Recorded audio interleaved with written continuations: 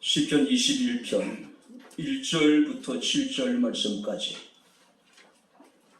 제가 봉독을 해드리도록 하겠습니다. 시편 21편 1절부터 7절 말씀이 되겠습니다. 여호와여, 왕이 주의 힘으로 말미암아 기뻐하며 주의 구원으로 말미암아 크게 즐거워하리이다. 그의 마음의 소원을 들어주셨으며 그 입술의 요구를 거절하지 아니하셨나이다. 주의 아름다운 복으로 그를 영접하시고 순금관을 그의 머리에 씌우셨나이다. 그가 생명을 구하며 주께서 그에게 주셨으니 곧 영원한 장수로소이다. 주의 구원이 그의 영광을 크게 하시고 존귀와 위엄을 그에게 입히시나이다. 그가 영원토록 지극한 복을 받게 하시며 주 앞에서 기쁘고 즐겁게 하시나이다. 왕이 여호와를 의지하오니 지존하신 이의 인자하심으로 흔들리지 아니하리로다. 아멘. 하나님 고맙습니다. 바쁘고 분주한 중에도 피곤한 중에도 주의 날을 기억하게 하시고 우리가 살아계신 하나님께 영과 진리로 예배하며 또 이 시간 주의 말씀을 청종할 수 있는 은총을 내려주심을 감사합니다. 하나님의 말씀이 선포될 때 성도들의 마음의 문을 열어주시고 길을 열어주옵소서. 성령의 교회들에게 하시는 주의 음성을 우리가 듣게 하옵소서. 예수님 이름으로 기도합나이다. 아멘. 할렐루야. 아멘. 자, 우리 옆에 있는 분들과 하나님 우리와 함께 하십니다. 인사하겠습니다. 하나님 우리와 함께 하십니다. 할렐루야. 아멘. 하나님은 구원받은 성도들이 다 기쁘고 또 즐겁게 살기를 원하십니다. 다시 말해서 우리 모두가 행복하기를 원하시는 것이 하나님의 뜻이라고 이야기할 수가 있습니다. 자, 그래서 우리가 예레미야서 29장 11절 말씀을 보게 되면은 너희를 향한 나의 생각을 내가 아나니 평안이요 재앙이 아니니라. 너희에게 미래와 희망을 주는 것이다. 오늘 우리의 현실이 아무리 어렵고 힘들고 암울하다 하더라도 미래가 있는 사람은, 희망이 있는 사람은 그래도 행복한 사람이잖아요. 아무리 오늘 우리의 현실이 넉넉하다 하더라도 미래가 없다면은, 그에게 여러분들이 희망이 없다면은 그건 불행한 사람일 수밖에 없겠죠. 하나님이 에덴 동산을 창설하시고 또 인간을 창조하셨죠. 생육하고 번성하여 땅에 충만하라고 하는 것은 너희가 늘 기쁘게 살아라, 즐겁게 살아라, 너희가 행복하게 살라고 말씀하신 것입니다. 근데 인간의 어떤 죄로 인해 가지고 그 인간의 행복이 깨어지게 되죠. 자, 우리가 오늘 이 시편 21편 말씀을 보게 되면은 아마 전쟁 직후의 상황을 배경으로 기록된 시라고 우리가 추정이 가능합니다. 그러니까 시편 20편 같은 짝을 이루고 있는 그런 여러분들이 시입니다. 자, 시편 20편이 왕의 승리를 기원하는 출정시라면은 21편은 하나님의 도우심으로 말미암아 승리를 하고 하나님께 드리는 감사의 찬송시. 자, 그래서 우리가 시편 20편은 출정시라고 이야기하면 21편은 개성시라고 우리가 이야기할 수가 있을 것입니다. 자, 1절을 우리 다시 한번 같이 읽겠습니다. 여호와여, 왕이 주의 힘으로 말미암아 기뻐하며 주의 구원으로 말미암아 크게 즐거워하리이다. 여호와로 인하여서 기뻐하며 여호와로 인하여서 그들이 크게 즐거워한다. 자, 여기서 기쁨이라고 하는 것은 어떤 상황 속에서도 누릴 수 있는 기쁨입니다. 자, 그리고 여기서 즐거움이라고 하는 것은 빙빙 돌다라는 뜻을 가지고 있습니다. 그러니까 주체할 수 없는 감격 때문에 도저히 그냥 그대로 앉아있을 수 없는 거예요. 그래서 벌떡 일어나서 사방을 뛰어다니면서 기뻐하고 즐거워하는 것. 바로 그것이 여기서 즐거움이라고 이야기할 수가 있습니다. 근데 그 즐거움이 큰 즐거움이래요.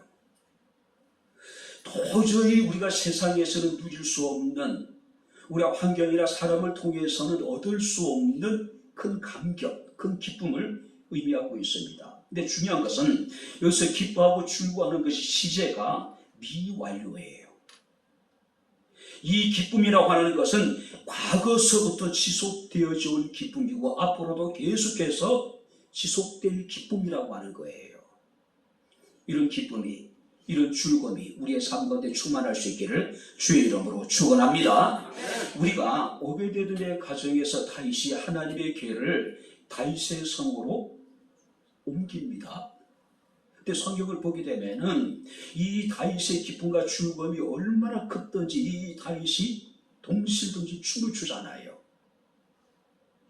근데 자신도 모르는 사이에 아래 아마 여러분들이 그 바지 같은 것이 밑으로 내려와 버립니다. 이 다윗의 그 부끄러운 부분이 드러나게 되잖아요. 그런 그의 모습을 보면서 그의 아내 미갈이 이런저런 말로 힐난하는 모습을 우리가 보게 됩니다. 자, 여기서 기쁨이라고 해서 이 즐거움이라고 하는 것은 그와 같은 기쁨, 그와 같은 즐거움, 그 기쁨이 그 즐거움이 얼마나 컸던지 왕으로서의 체면, 채통, 부끄러움을 뛰어넘을 정도의 어떤 큰 기쁨, 큰 즐거움을 이야기할 수 있는 것입니다.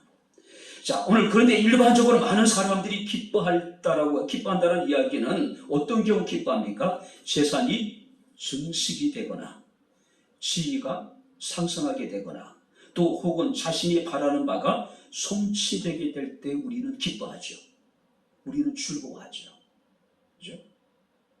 그러나 성경을 보게 되면 이런 종류의 기쁨이라든지 이런 종류의 즐거움이라는 것은 허무한 것입니다. 그래서 우리가 세상의 모든 기쁨과 즐거움을 다 경험했던 이 솔로몬이라고 하는 분은 전도서 2장 2절 말씀을 보게 되면 이런 기쁨과 이런 즐거움은 미친 것이다. 미친 것이라고 혹평을 해요. 자, 오늘 왜냐하면 이런 것들은 영원한 것이 아니기 때문에 그렇습니다. 일시적인 것이란 이야기예요. 그 기쁨이 언제든지 슬픔이나 고통으로 변할 수 있는 것이기 때문에 솔로몬은 모든 것을 다 경험한 다음에 세상이 주는 기쁨이나 세상이 주는 즐거움이라는 것은 미친 것이다. 미친 것이다. 우리가 욥기 20장 5절 6절 말씀을 보게 되면 욥의 친구 소갈이라고 하는 친구가 이런 이야기를 합니다. 악인이 이긴다는 자랑도 잠시요, 경건하지 못한 자의 즐거움도 잠깐이다. 잠깐이다. 그 존귀함이 하늘에 닿고 그 머리가 구름에 미칠지라도 자기 똥처럼 나갈 것이다. 우리가 경건하지 못한 자의 즐거움이라고 하는 것은, 세상이 우리에게 주는 기쁨과 즐거움이라고 하는 것은 잠깐 스치고 지나가는 일시적인 것이다. 그런 기쁨은 똥처럼 사라져버릴 것들이란 이야기죠. 자, 그렇다면 다윗이 이렇게 하나님 앞에 기뻐하고 하나님 앞에 즐거워했던 이유가 있을 텐데 그 기쁨에, 그 즐거움에 여러분들이 이유가 무엇일까요? 그 근원이 무엇일까요? 오늘 시간 우리가 바로 그것을 우리가 살펴보면서 우리가 함께 은혜를 나누도록 하겠습니다. 자, 1절을 우리 다시 한번 같이 읽겠습니다. 여호와여 왕이 주의 힘으로 말미암아 기뻐하며 주의 구원으로 말미암아 크게 즐거워하리이다. 다윗이 기뻐하고 즐거워했던 이유는 뭘까요? 주의 힘으로 기뻐하고 주의 구원으로 크게 즐거워하고. 자, 다윗이 전쟁에서 승리하고 돌아오자 예루살렘의 수많은 사람들이 열렬하게 그를 환영하게 되죠. 그들은 다윗을 향한 아마 노래를 불렀을 겁니다. 다윗의 이름을 연호했을 거예요.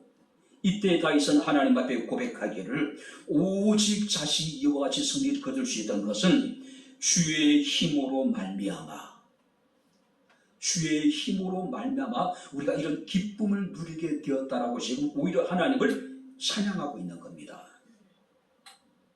자, 여기서 힘이라고 하는 것은 이스라엘에게 주시는 하나님의 무한한 능력, 하나님의 무한한 능력. 자, 그래서 우리가 시편 20편 6절 말씀을 보게 되면 이 다윗은 전쟁에 출전하기 전에 하나님 앞에 이런 기도를 드립니다. 그의 오른손의 구원의 힘을 내가 믿습니다. 전쟁이 시작되기 전부터 이 다윗은 하나님의 오른손에 구원한 힘의 능력을 믿었어요.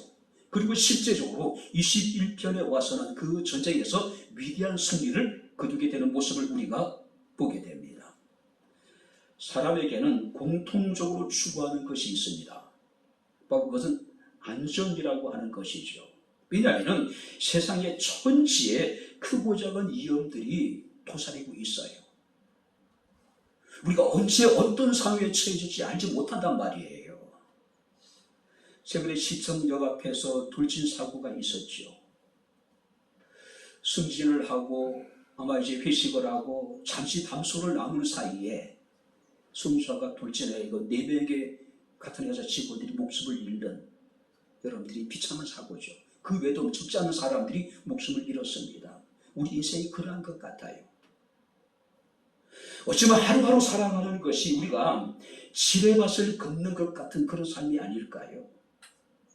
한 걸음만 우리가 잘못 뛰게 되면 어디서 어떤 일이 우리를 힘들게 할지, 어떤 여러분들이 사고가 우리에게 닥칠지 우리는 알 수 없는 상황이라는 것이죠. 그렇기 때문에 모든 사람들이 공통적으로 안전을 추구합니다. 어떻게 해서든지 자신과 자신의 가족의 안전을 지키려는 본능이 우리 인간에게는 존재하고 있단 말이에요. 그래서 사람들은 안전을 지켜줄 수 있는 힘을 추구합니다. 그런데 그 힘이 무엇일까요? 건강이 때론 우리 안전을 지켜주실 것 같고, 젊음이, 권력이, 재물이, 자식이, 지식이 어느 정도 우리 안전을 지켜줄 수 있는 것 같습니다. 그런데요, 이런 것들이 지켜줄 수 있는 안전이라고 하는 것은 지극히 제한된 것이에요. 어느 정도, 딱 거기까지예요. 오늘 우리가 그 이상의 상태에 이르게 되면은 우리가 의지했던 모든 것들은 우리에게 아무런 의미가 없습니다. 무용지물에 지나지 않는 거예요. 살아도 마찬가지입니다. 시편 146편 3절 말씀을 보게 되면은 시인은 너희는 반백들을 의지하지 말며 도림이 없는 연약한 인생을 의지하지 말라. 이 반백이라는 권력자를 말하는 것이죠. 힘 있는 자를 말합니다. 이런 자를 의지하지 말래요. 도림이 없는 연약한 인생을 의지하지 말랍니다.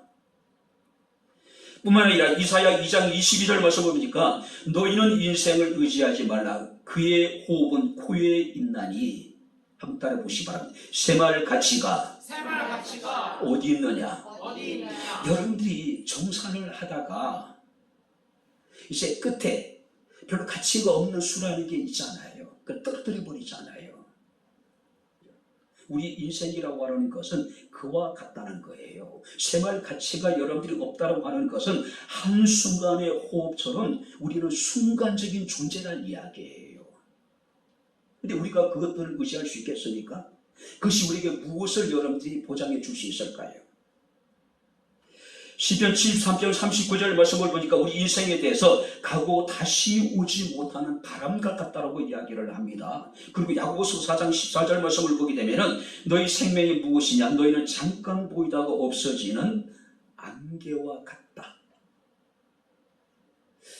우리가 높은 산에 오르다 보면 때로는 안개가 발밑에 있는 경우를 종종 보게 됩니다. 어마어마하잖아요. 뛰어내리고 싶은 충동 같은 건 느끼잖아요. 뛰어내리면 그 안개가 나를 포근히 감싸줄 것 같은. 근데 그것이 우리의 인생이라는 겁니다. 근데 실제적으로 어떨까요? 우리에게 아무런 도움이 되지 않는 새마을 가치가 없는 것들이라는 것이죠.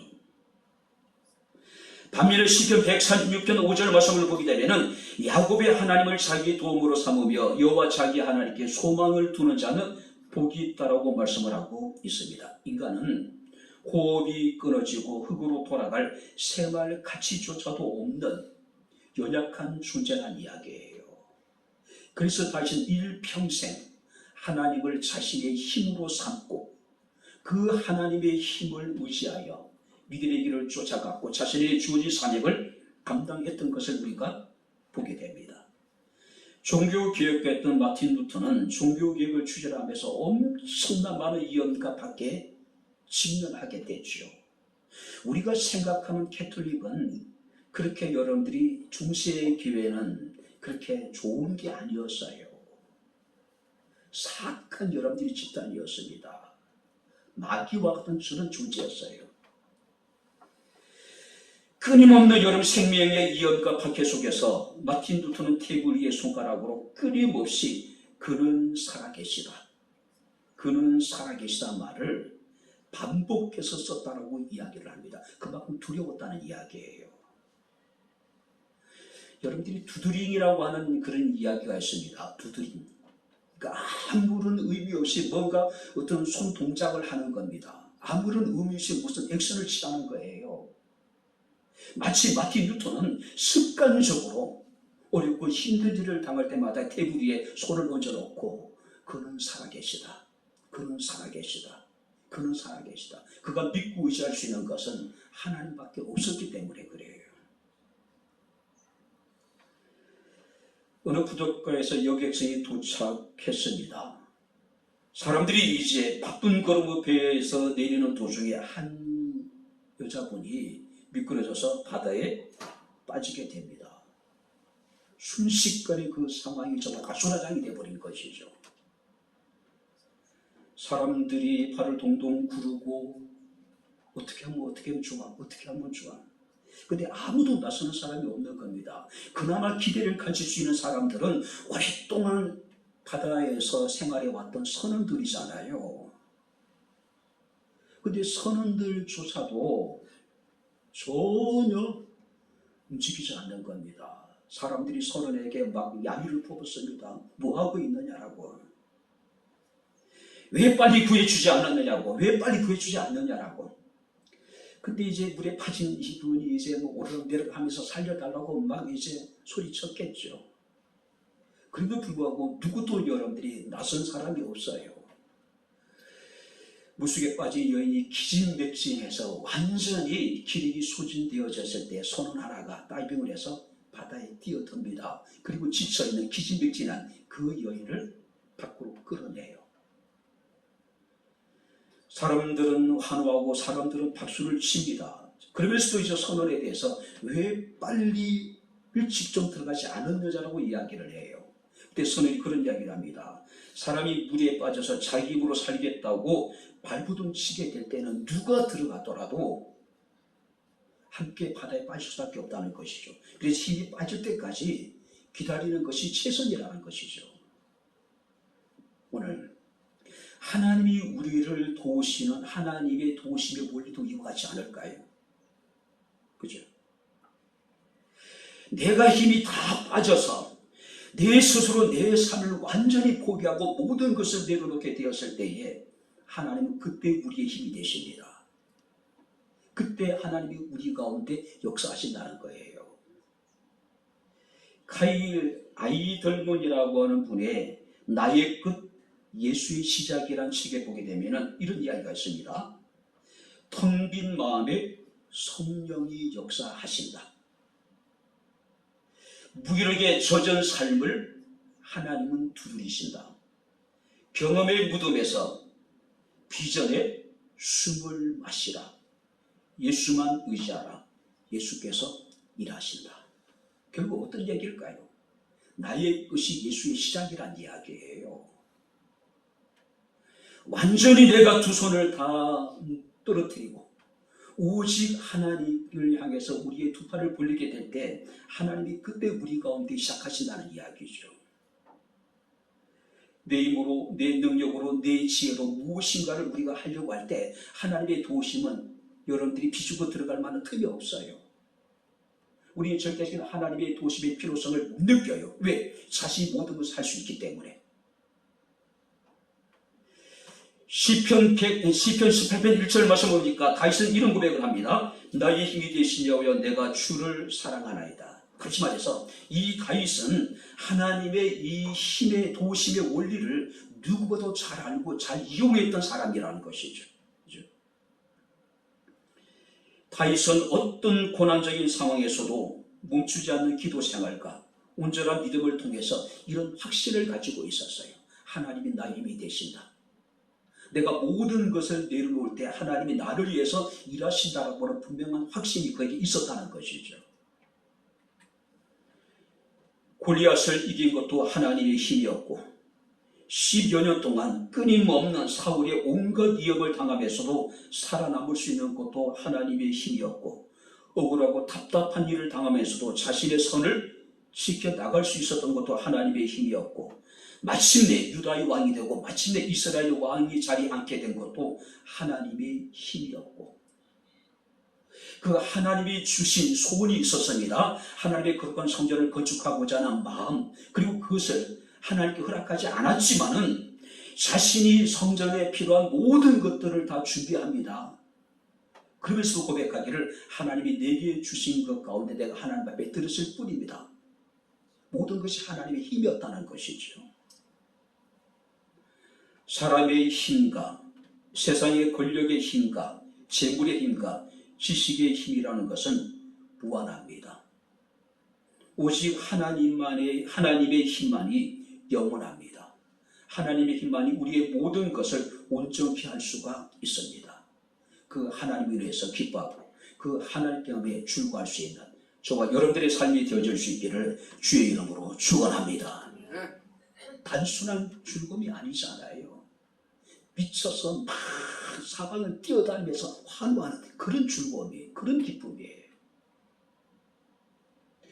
두 번째 말씀을 보시기 바랍니다. 1절을 우리 다시 한번 읽겠습니다.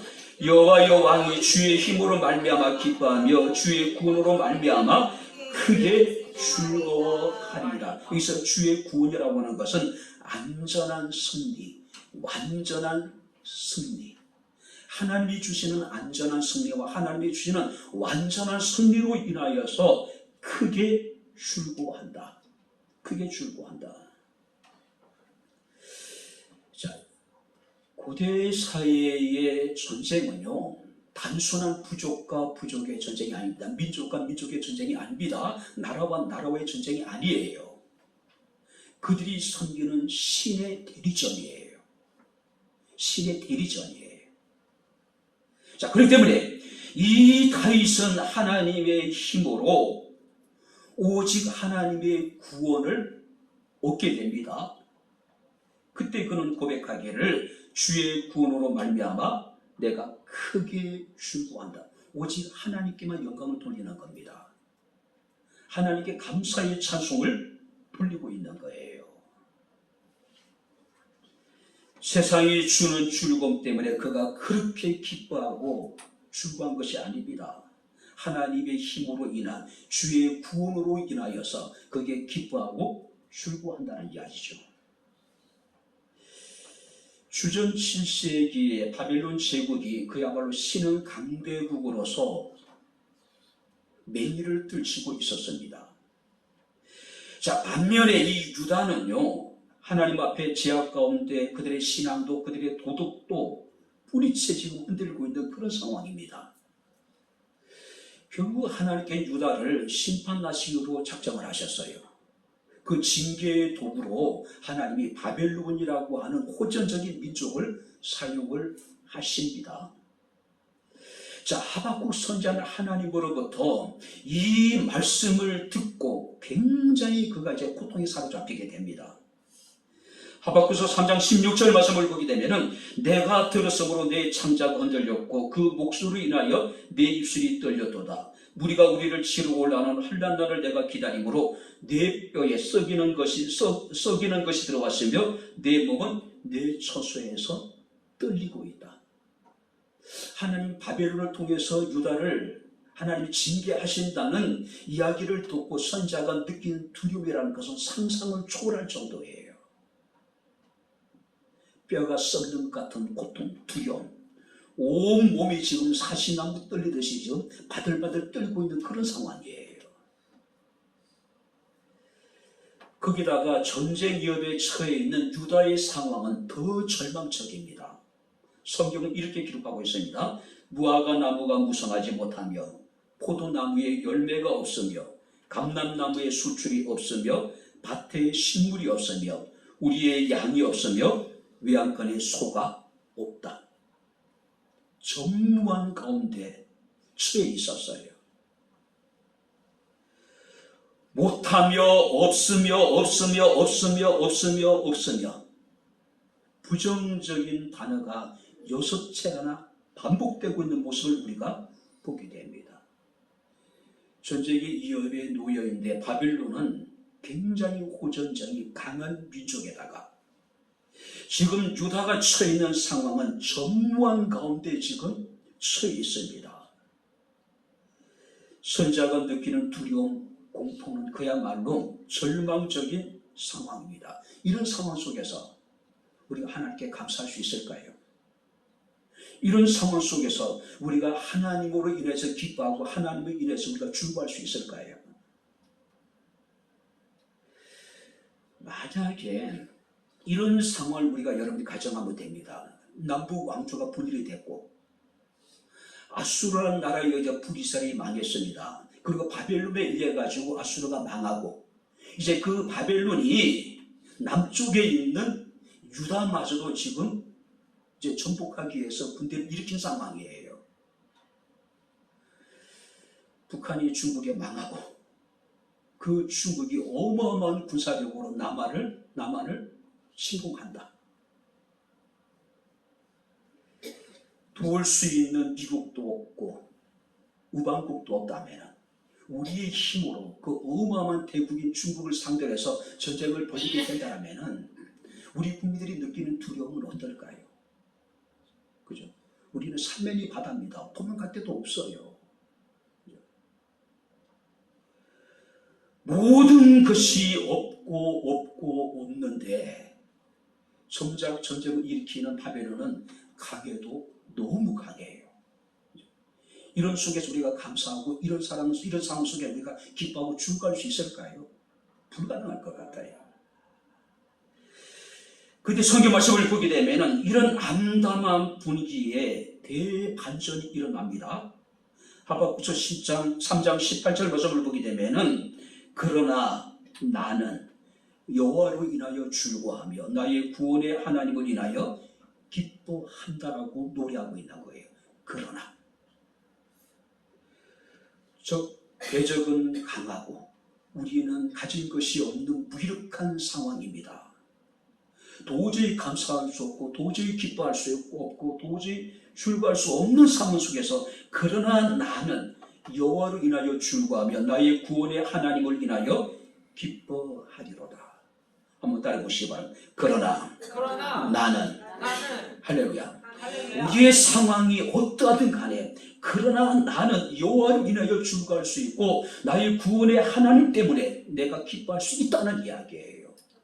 자신의 열악함이나 자신의 처해있는 열악한 환경을 보는 것이 아니라 자신의 대적인 여러분의 강함을 보는 것이 아니라 하나님의 힘을 의지하고 하나님의 구원을 확신했기 때문에 기뻐하고 즐거워했다는 이야기죠. 아무것도 남아있는 것이 없습니다. 그러나 여호와는 나의 힘이 되시고 여호와는 나의 구원이 되시니 오히려 하나님을 찬양하고 하나님을 인해서 기뻐하고 즐거워하는 겁니다. 스바냐 3장 17절 말씀을 보게 되면 너희 하나님 여호와가 너희 가운데 계시니 그는 구원을 베푸실 전능자시라. 그냥 구원을 베푸실 전능자가 아니라 우리로 말미암아 기쁨을 이기지 못하시며 우리를 잠잠히 사랑하시며 우리로 말미암아 즐거이 부르며 기뻐하시는 하나님 우리 가운데 거하시며 우리를 구원해 주시겠다는 이야기예요. 우리는 그런 존재 하나님에게 있어서 뿐만 아니라 미가서 7장 7절 말씀을 보게 되면 미가 선지자는 오직 나는 여호와를 우러러 보며 나를 구원하시는 하나님을 바라보나니 나의 하나님이 나에게 귀를 기울이시리로다. 이게 보세요. 여호와를 우러러보고 오직 하나님을 내가 바라본다. 왜냐하면 나의 하나님이 나에게 귀를 기울여 주실 것이기 때문이다. 자, 그래서 귀를 기울인다는 얘기는 나의 목소리에 귀를 기울인다. 나의 목소리를 경청한다는 이야기거든요. 경청한다. 단순히 듣는 것이 아니라 듣고 하나님께 우리를 구원해 주시겠다는 이야기예요. 모든 것이 불확실하고 모든 것이 불투명하고 어쩌면 한 치 앞도 내다볼 수 없는 것이 오늘 우리의 상황입니다. 자, 그럼에도 불구하고 우리가 온전히 하나님만을 바라보고 그 하나님으로 인하여 기뻐하고 즐거워할 수가 있는 이유는 그가 우리의 힘이 되실 것이고, 할렐루야, 그가 우리를 구원해 주실 것이기 때문에 그래요. 우리가 역기하 20장에 보게 되면은 모압과 암몬 사람들이 동맹을 맺고 유다를 침공을 합니다. 당시 유다 왕은 요사밧이라고 하는 인물입니다. 절체절명의 국가적인 위기 속에서 그는 하나님 앞에 기도합니다. 이 큰 무리를 대적할 수 있는 능력이 없고 우리는 어떻게 할 줄도 알지 못합니다. 그리고 그는 오직 주님만을 바라보나이다. 한번 따라해 보시기 바랍니다. 오직 주님만을 바라보나이다. 무엇을 해결할 수 있는 능력도 없고 어떻게 해야 되지 알지도 못하는 상황 속에서 여호사밧이 할 수 있는 것은 오직 주님만을 바라보는 것입니다. 그때 하나님이 선지자를 통해서 약속하십니다. 대열을 이루고 질서정연하게 줄을 서서 하나님이 너희를 어떻게 구원하시는지 보라고 말씀하셔요. 그랬더니 이제 이 전쟁에 출정하기 전에 이 여호사밧이 자기 백성들에게 이런 이야기를 합니다. 너희는 너희 하나님 여호와를 신뢰하라. 그리하면 견고하게 서게 될 것이고 너희가 형통하게 될 것이다. 하나님의 음성이 들려지기 전에는 이 큰 무리를 대적할 수 있는 능력도 없고 우리는 어떻게 될지도 알지 못하고 주님만을 바라봅니다라고 했던 그 여호사밧 왕이 하나님의 음성이 선지자를 통해서 들려주고 난 이후에는 강하고 담대하게 자기 백성들에게 여호와를 신뢰하라고 이야기를 해요. 그가 우리를 견고하게 하실 것이고 그가 우리를 형통하게 하실 것이라고 자기 백성들을 위로하고 동조하고 있는 모습을 우리가 보게 됩니다. 어떤 상황 속에서도 우리 하나님은 능력이 많으신 분입니다. 할렐루야. 힘이 있으신 분이에요. 그리고 우리를 능히 구원하실 수 있으신 분이란 이야기죠. 그 하나님으로 인해 기뻐하고 그 하나님으로 인해서 즐거워할 수 있는 우리의 삶이 될 수 있기를 주의 이름으로 축원합니다. 우리 마지막으로 이제 3절 말씀을 다시 한번 같이 읽겠습니다. 주의 아름다운 복으로 그를 영접하시고 순금관을 그의 머리에 씌우셨나이다. 다윗이 이렇게 기뻐하고 이렇게 즐거운 이유가 뭘까요? 기뻐서 지금 미쳐서 이리 사방으로 막 뛰어다니고 있는 거예요. 그죠?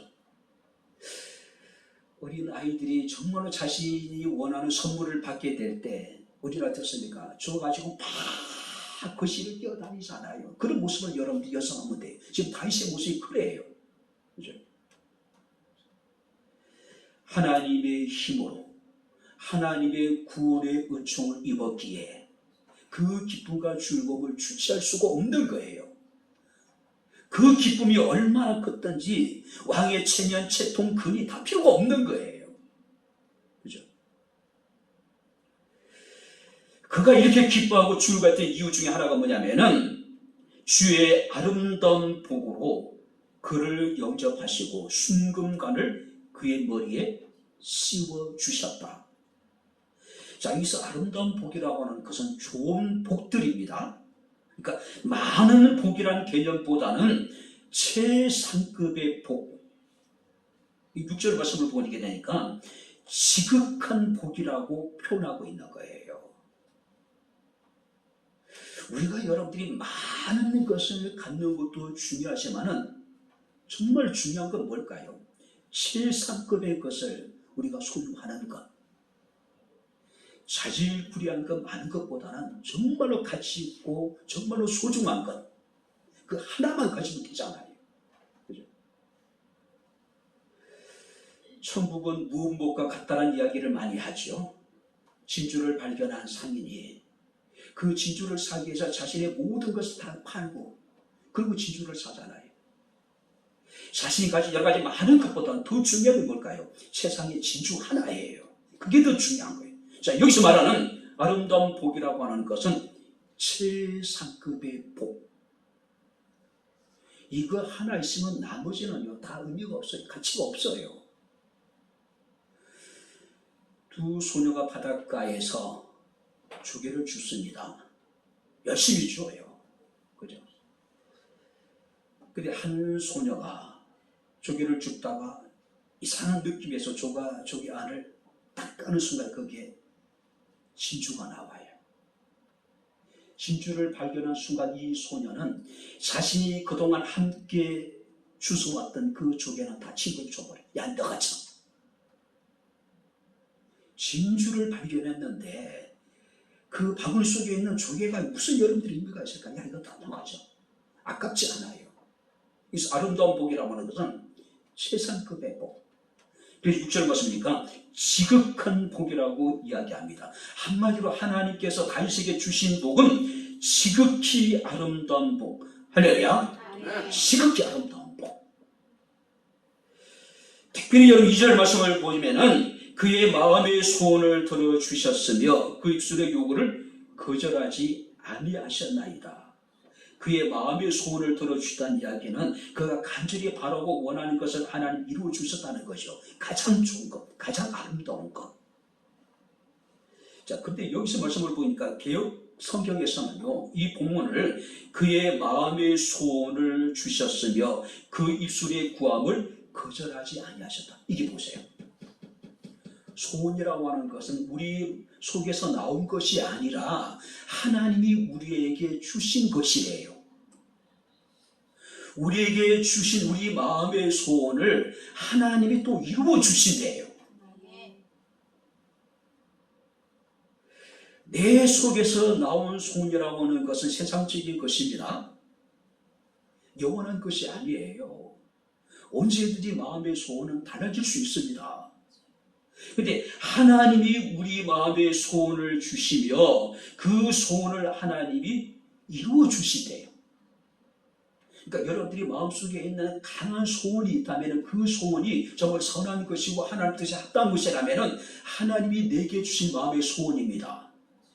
그렇다면 하나님 그 소원을 반드시 이루어 주신다는 것이죠. 우리가 구하면은 우리의 입술을 거절치 아니하시고 우리의 구함을 거절하지 아니하시고 이루어 주시겠다는 이야기죠.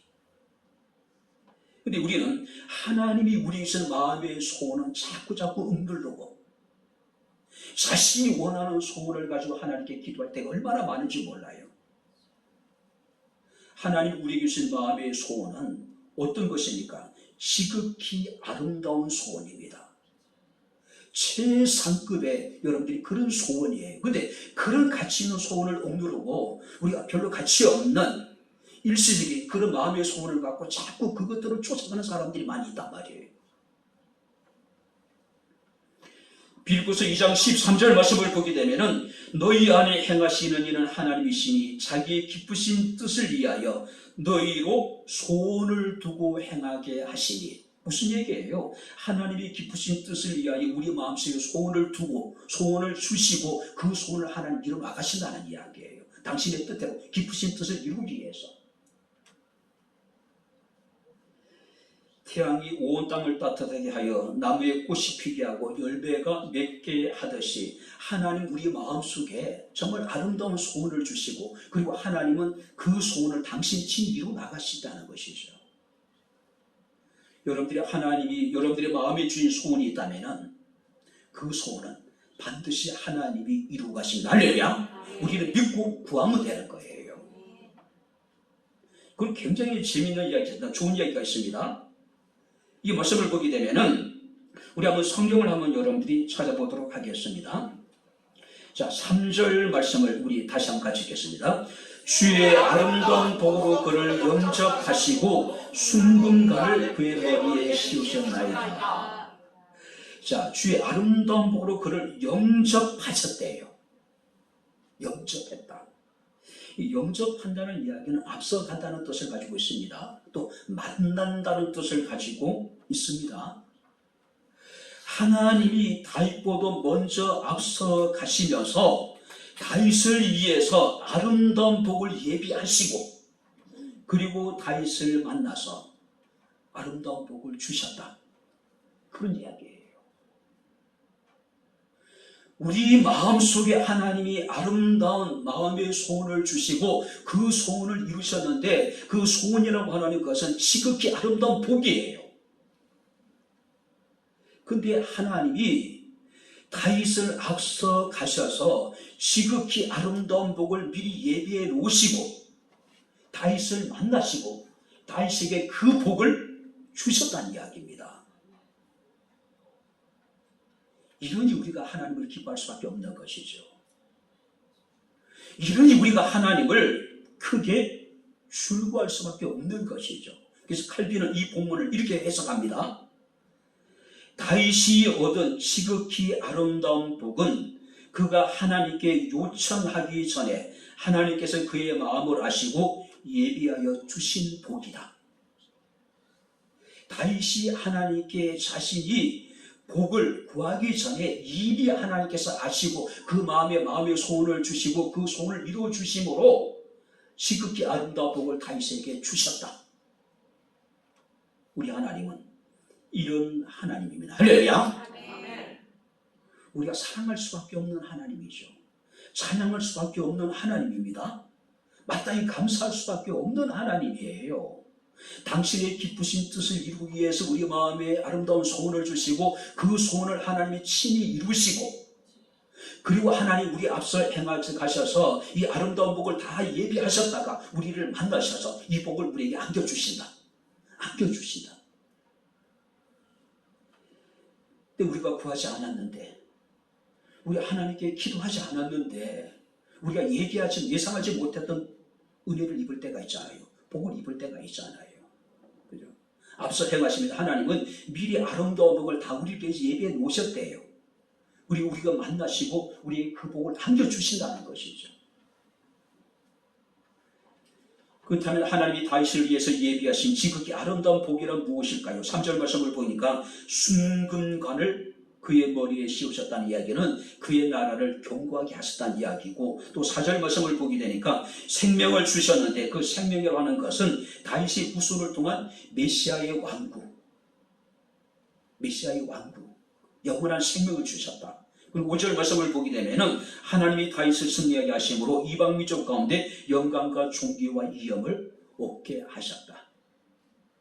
그러니까 여기서 복이라고 하는 것은 우리가 현실적인 복뿐만 아니라 영적인 모든 복을 다 포괄하는, 아우르는 종합적인 여러분들이 복을 의미하고 있는 겁니다.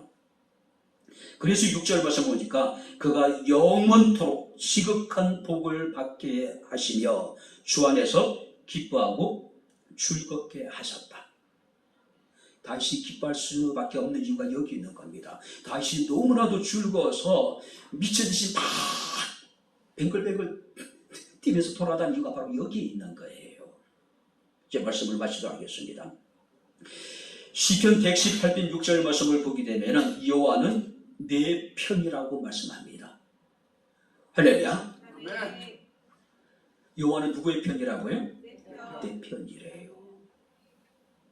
내 편이 되셔서 나를 지독하게 편애하신 하나님, 세상에 나밖에 없는 줄 알고 하나님은 나를 편애하신 하나님, 그죠?